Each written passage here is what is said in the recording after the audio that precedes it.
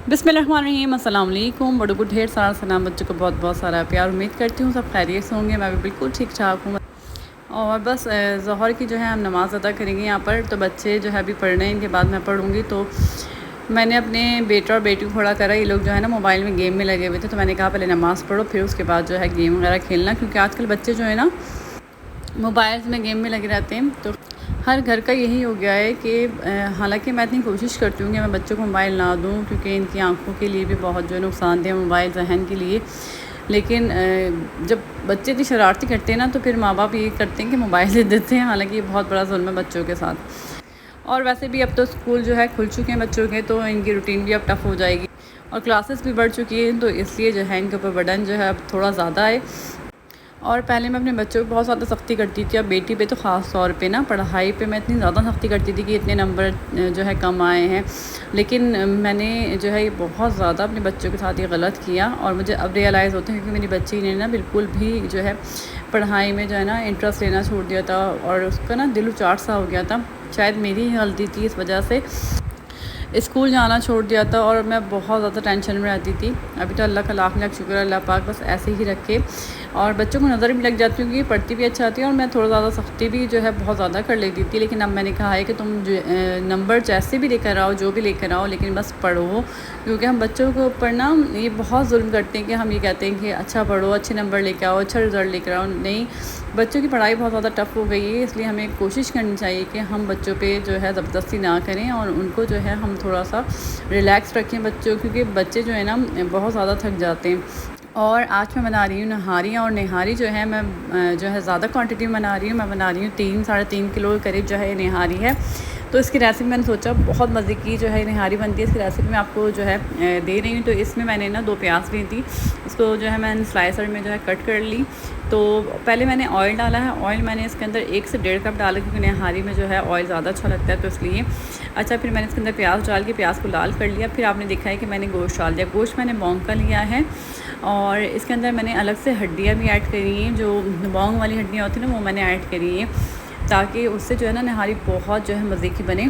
और बहुत जब हड्डियाँ ऐड करते हैं ना गोश्त में, तो बहुत मज़े का जो है आपका कोई भी सालन होता है तो अच्छा बनता है। लेकिन मैंने इसमें ना मैंने अपने हस्बैंड से कह के ना ख़ास तौर पे ये जो है नहारी के लिए हड्डियाँ मंगवाई हैं, तो खैर मैंने ये डाल दी हैं। अच्छा, बॉन्ग का गोश्त ना मेरे पास बकरा ईद का रखा हुआ है, और ये मेरी जेठानी ने दिया मुझे ना, ये पीस था बड़ा। तो मैं इसको ना काफ़ी टाइम से मैं सोच रही थी मैं इसकी नहारी बनाऊँगी, लेकिन मैं बना ही नहीं पाई। तो इसलिए पीस अगर आप रख लें ना और बाद में उसको काटेंगे, तो आप देखेंगे बिल्कुल ऐसा गोश्त निकलता है, ऐसा लगता है कि ये अभी जो है गोश्त हमने फ्रेश लिया है। तो इसलिए जो है ना वो ख़राब नहीं होता। अगर आप जो है कटा हुआ गोश्त ज़्यादा जो है टाइम तक इस्तेमाल करेंगे, तो फिर वो जो है उसका टेस्ट ख़त्म हो जाता है। तो इसलिए ये जो है पीस मेरे पास इसलिए जो है बचा रहा, क्योंकि मैं गोश्त इतना ज़्यादा पका भी नहीं रही, और मैंने नहारी जो है बनाई नहीं है। तो इसलिए मैंने ये जो है गोश्त काटा, और मेरे हाथ में दर्द हो गया, क्योंकि हमारे घर में जो है छुरियाँ वगैरह इतनी तेज़ नहीं है। लेकिन खैर मैंने उसी से गुजारा चलाया। और अब जो है मैंने जो है प्याज डाल करके जो है लहसुन अदरक का पेस्ट डाला, और अब मैं डाल रही हूँ इसके अंदर नहारी मसाला। इसके अंदर जो है 1 पैकेट जो होता है 1 किलो का, वो मैं इसके अंदर ऐड कर रही हूँ। अब इसके अंदर मैंने जो है हल्दी डाली है 1 टीस्पून, इसके अंदर धनिया पाउडर 1 टेबल स्पून, और पिसी मिर्ची मैं इसके अंदर डालूँगी 1 टेबल स्पून, और इसके अंदर जो है सूंठ मैं डालूँगी 1 टेबल स्पून, और इसके अंदर 3 से 4 चमचे जो है ना आप ये कुटा धनिया जो है आप इसमें डालिएगा, इसका बहुत अच्छा टेस्ट आता है। तो मैंने धनिया को जो है कूट लिया है, तो वो 3 से 4 चमचे जो है मैं इसके अंदर डालूँगी, और इसके अंदर नमक डाल दें अपने टेस्ट के अकॉर्डिंग, क्योंकि मैंने जो पैकेट डाला है ना उसके अंदर भी नमक है, तो इस बात का ख्याल रखिएगा। तो बस इसके बाद जो है मैं इसके अंदर आटा मैंने घोल के डाल दिया है। मैंने 2 कप आटा लिया था, क्योंकि नहारी जो है मैं ज़्यादा क्वांटिटी में बना रही हूँ, इसलिए 2 कप आटा लिया। आटे के अंदर पानी डाल के उसका घोल बना लिया, और वो जो है मैंने डाल दिया। अब इसके अंदर पानी हम और ऐड करेंगे। पहले मैंने मसाले को बहुत अच्छे तरीके से भून लिया, और थोड़ा सा ऑयल भी मैंने निकाल लिया था, और जब ऊपर आ गया मसाले का ऑयल, और अब जो है मैंने आटा डाल दिया है। कभी ऐसा होता है ना कि आटा डालने के बाद हम इंतज़ार कर जाते हैं कि ऊपर ऑयल आए, ऑयल नहीं आता, तो इसलिए मैंने जो है ऑयल जब सेपरेट होने लगा ना भूनने के बाद, तो मैंने निकाल लिया था।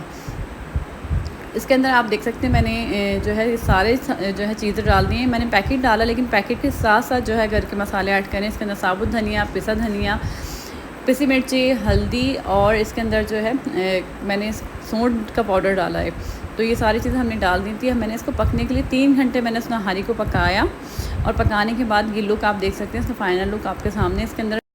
इसके अंदर गरम मसाला आप डालें, और अदरक, हरा धनिया और हरी मिर्चें जो है, लेमन वगैरह जो है काट के रख लें। तो मैं इसको जो है मैंने भेजना था, तो मैंने अलग जो है पतीले में निकाला, और अब सबका जो है मैंने भेज दिया है।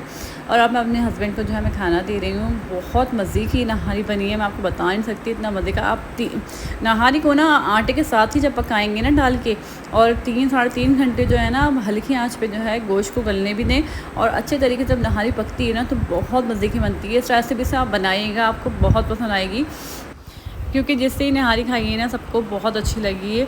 तो आप लोग भी इस रेसिपी को ट्राई करिएगा। और तंदूर की रोटी के साथ जो है बहुत मज़े की लगती है नहारी।